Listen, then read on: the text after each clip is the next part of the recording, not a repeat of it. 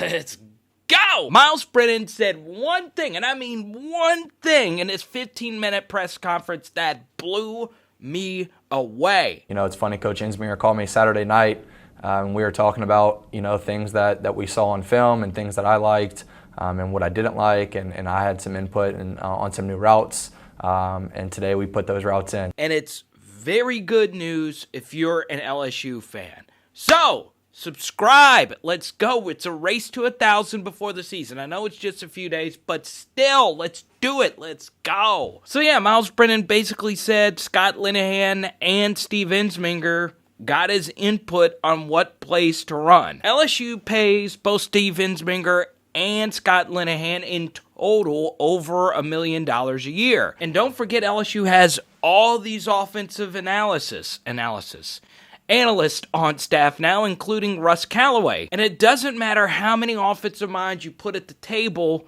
the only offensive mind that truly matters is your quarterback, because your quarterback is the one that makes all the decisions. Now, there is a huge macro transition that has happened in the game of football, and we don't talk about it nearly enough. And the reason why LSU has such an advantage over other teams is that they have actually grasped this concept before last year. The best way to play offensive football is by allowing the quarterback to make the decision on the field. And the way you help him do that is by allowing the quarterback to have some say to the offense, which is why that quote by Myles Brennan is so friggin' huge. And the reason why is because even after Joe Burrow left, and we all know Myles Brennan isn't going to be Joe Burrow, especially in year one, but LSU has kept that same philosophy. They let Joe Burrow have such a heavy say of how the offense was going to be run. Joe Burrow had a lot of autonomy of where to actually throw the football. And that way, by allowing the quarterback to have some say in the play call and having the quarterback decide where to throw the football, guess what? It makes the offenses so much better. Because when an offensive play caller is calling in a play, well, that play is called and defenses are shifting. Defensive linemen shift. Coverages rotate. The only person that can really make that decision is the quarterback. So this is where I bring in a big word that I'm not smart enough to really understand or not really eloquent enough to state. I can barely talk now. This word is called autonomy, okay? In other words, autonomy is allowing people to make decisions on their own. And we've used that word describing Ed Orgeron, who gives his assistant coaches a lot of autonomy, who in turn, those assistants give their players a lot of autonomy. And to me, the only way offenses work now is with players making decisions for themselves. How often did you see Clyde Edwards-Helaire make a crazy cutback to the opposite side B or C gap and turn that sucker into a big gain? You know, the Oklahoma game is a good example.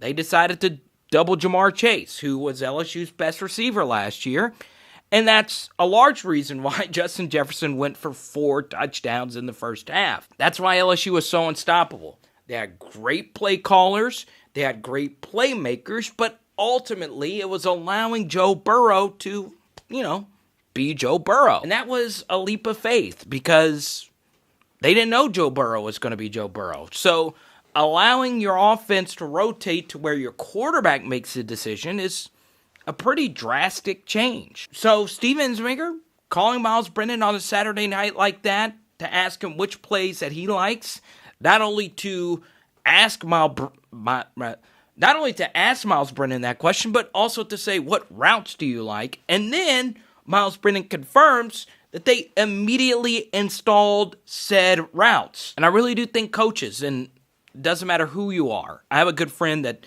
coaches at a smaller level school, but he runs a lot of mesh, which is a very quarterback and receiver-centric model, and an offense that allows your players on the field to make a decision on what to do. When you think historically, those are the offenses that have actually been the best. You know, even going back to the Nebraska offense, when you allow Tommy Frazier to decide what to do, hand it off or keep it himself, that's probably the most unstoppable way to play football because the players on the field are deciding what to do. So why is that important? Why is that unique? Well, it's because LSU never ran that type of offense with Les Miles. It was pitch dive. You take the ball, run straight through the A-gap. And on offense, they would never throw the ball over the middle of the field because, well, it's a dangerous throw. Routes became predictable. Quarterbacks became easily containable. And that's a problem. We could talk about the spread or 5-wide, RPOs, receiver option routes. We can discuss all of that. But the biggest macro change that LSU made is by allowing its players to make the decisions on the field and having more say in the offensive plays that are going to be run. When you do that, that means more success. And it's a leap of faith. I mean, who's to say Myles Brennan will go out there and just stink? It's a possibility. I don't think that's going to be true. I think he's got too much talent around him, and he himself has a good enough arm and obviously knows a lot about this sport since he's been playing for so long. I don't see a situation where he's going to be awful. Will there be growing pains? Yes. This will not be Joe Burrow. I mean, to me, the biggest stat from Joe Burrow, and I've said this over and over, it's not his underrated rushing efficiency, it's not completion percentage, it's not any of those things. It's not even 15-0 as far as winning all 15 games. It's that Joe Burrow didn't play a bad game. Now think about the rigors of an SEC schedule. Think about how difficult it is to play in this conference. All the different defenses you see. Well, Joe Burrow didn't play a single bad game. Not a single one of them. That is pure insanity on so many different levels. And it's not only that he didn't play a bad game, he didn't even have one mediocre game. Every single game was exceptional. Guess what?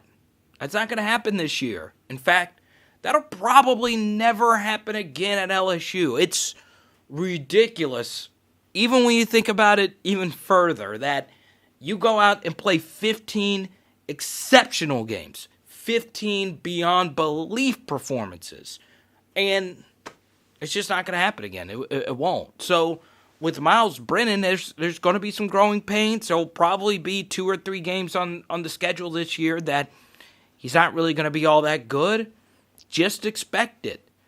But at least LSU is giving Myles everything he needs to do to succeed. It's going to be the unfair thing, and I've let it be known for quite some time that I love Steve Ensminger. I really do. And this is coming from someone that has never met Steve Ensminger personally. I love this guy. And I know right when this offense is going to hit a struggle, which, come on, it's inevitable. It's probably going to happen. There's going to be you don't have Joe Brady anymore. And, yeah, Joe Brady's extremely talented. There will be a step back losing an offensive mind like that.